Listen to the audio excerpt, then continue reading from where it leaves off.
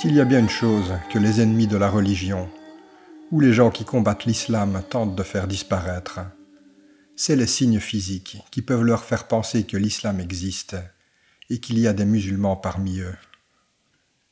Et notamment la tenue vestimentaire que portent certains musulmans, hommes ou femmes. En Europe et en Occident, nous vivons dans des sociétés où les gens peuvent s'habiller comme ils le veulent, afficher leurs orientations quelles qu'elles soient. Mais quand ces orientations ou ce style vestimentaire est rattaché à l'islam, cela a tendance à irriter énormément de personnes. Même s'il faut avouer que les médias en général ont leur part de responsabilité dans cette situation. Et plus particulièrement en ce qui concerne le voile, que portent certaines musulmanes. Mais par contre, le voile que portent les hommes hindous ou sikhs ne pose en général aucun problème. Le voile, ou le hijab, qui serait un moyen d'asservissement et d'oppression de la femme. Et ils utilisent le prétexte de l'égalité entre hommes et femmes pour combattre cela.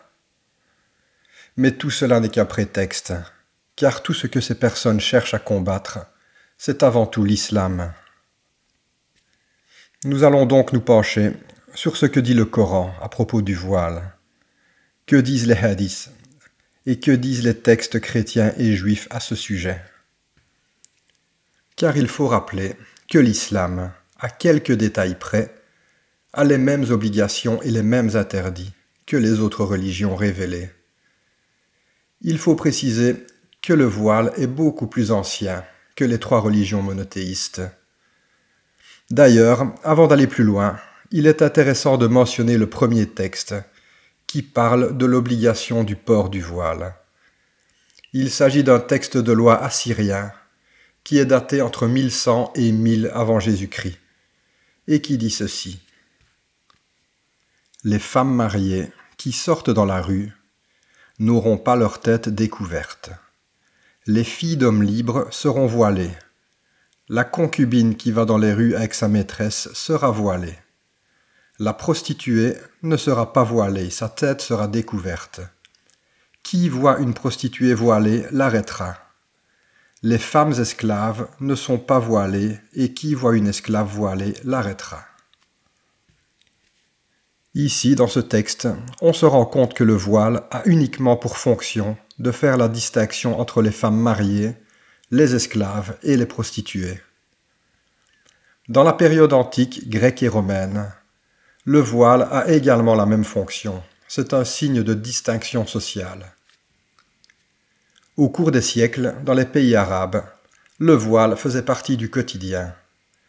Mais il faisait également partie du quotidien dans les pays chrétiens. Il y a 100 ans d'ici, il était impensable de voir une femme se rendre dans une église les cheveux dévoilés.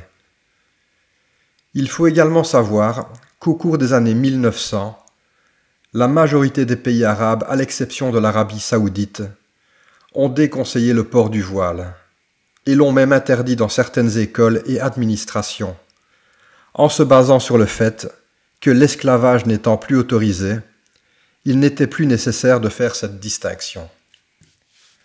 Maintenant, nous allons voir ce que dit le Coran, ainsi que les autres religions à propos du voile. Il y a principalement 3 versets qui parlent de ce sujet dans le Coran. Il s'agit du verset 59 de la sourate Al-Ahzab qui dit ceci. Ô prophète, dis à tes épouses, à tes filles et aux femmes des croyants, de se couvrir de leur voile. Cela leur permettra d'être reconnus et de ne pas être offensés. Le mot voile, qui apparaît ici dans le verset, est la traduction du mot arabe jilbab, qui est une robe ou un manteau très ample, allant de la tête aux pieds. Et il y a également le verset 31 de la sourate An-Nur, qui dit ceci.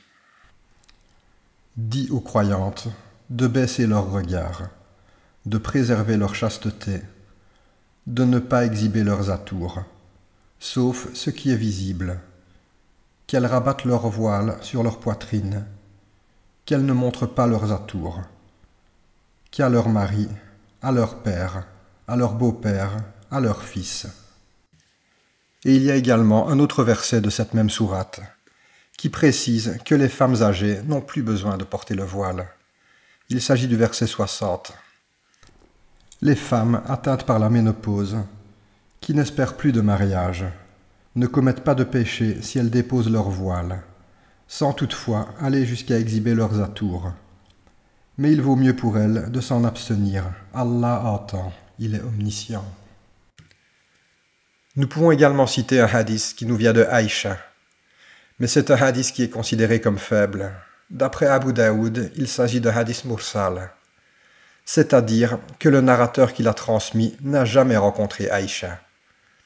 Ce hadith nous dit que Asma, qui était la sœur de Aïcha, s'est un jour présentée devant le prophète sallallahu alayhi wa sallam avec un vêtement qui était transparent, et que le prophète s'est détourné d'elle en lui disant que quand une femme atteint la puberté, il ne convient pas que l'on voie une autre partie de son corps que ses mains ou son visage.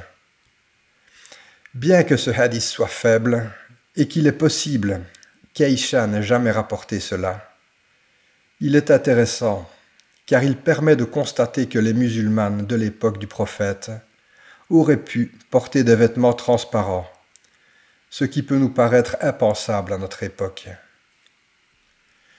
Le sujet du voile n'est donc pas quelque chose sur laquelle le Coran met particulièrement l'accent.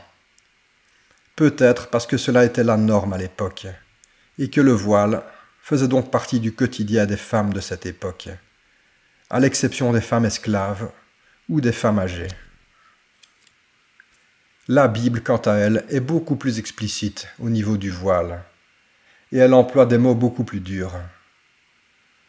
Dans le premier épître aux Corinthiens, chapitre 11, nous pouvons y lire ceci.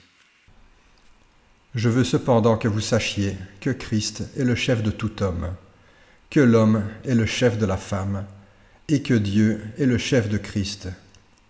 Tout homme qui prie ou qui prophétise la tête couverte déshonore son chef. Toute femme, au contraire, qui prie ou qui prophétise la tête non voilée déshonore son chef, c'est comme si elle était rasée. Car si une femme n'est pas voilée, qu'elle se coupe aussi les cheveux. Or, s'il est honteux pour une femme d'avoir les cheveux coupés ou d'être rasée, qu'elle se voile. » Et en ce qui concerne la Bible et les chrétiens, il est également intéressant de noter la représentation qu'ils font de la Vierge Marie, qui est toujours représentée avec la tête voilée. Donc, tout comme pour le Coran, il n'y a pas vraiment beaucoup de passages qui en parlent, car il faut le répéter, mais cela était la norme à l'époque. Et cela faisait partie du quotidien et servait à faire la différence entre les femmes libres et les esclaves ou prostituées. C'est donc un vêtement qui symbolise la piété. Il n'y a pas si longtemps de cela, il était impensable de voir des femmes sans voile dans les églises, comme cela a encore lieu dans les églises orthodoxes. Quels que soient les avis ou les opinions, la pratique de la religion ne peut être imposée par aucune personne sous forme de pression. Cela reste une décision personnelle, entre le musulman, homme ou femme, et Allah. Puisse Dieu nous guider.